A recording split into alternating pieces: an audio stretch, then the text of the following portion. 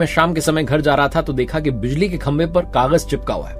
मैंने जाकर के उस कागज को पढ़ा तो उसमें लिखा था कि मैं एक वृद्ध महिला हूं, मेरा 500 रुपए का नोट यहीं कहीं गिर गया है, अगर आपको मिल जाए तो मेरे इस पते पर दे जाना, सामने वाली गली में लास्ट मकान में रहती हूं।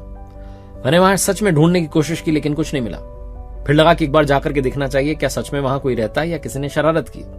मैं वहां पहुंचा, दरवाजा खटखटाया तो अंदर से लाठी के सहारे एक अम्मा जी आई, बूढ़ी अम्मा, जो आकर के मुझसे कहने लगी कि बताओ क्या चाहिए। मैंने कहा माता जी चाहिए नहीं, आपका वो 500 रुपए का नोट मिला है, देने के लिए आया हूं। उन्हें नोट देने लगा तो गुस्सा करने लगी, कहने लगी बस करो तुम लोग, अब तक 50-60 लोग आ चुके हैं मेरी मदद करने के लिए, मुझे नहीं चाहिए कोई नोट वोट। मैंने कहा माता जी सच में वहां नोट मिला है, आपको देने आया हूं। कहने लगी बेटा कहानियां मत सुनाओ, मेरा कोई नोट नहीं गिरा है, किसी ने मेरी मदद करने के इरादे से वहां वो कागज चिपका दिया है।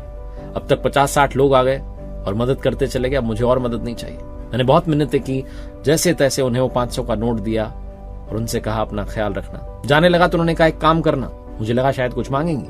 माता जी ने कहा बेटा वो कागज फाड़ के चले जाना, मुझे अब और मदद नहीं चाहिए।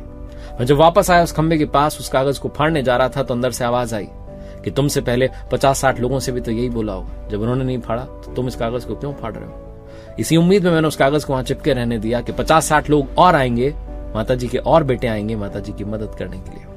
बहुत छोटी सी कहानी है जो सिखाती है कि लाइफ में पुण्य कमाते चलिए, अच्छाइयां करते चलिए, दुआएं वापस अवश्य आती हैं।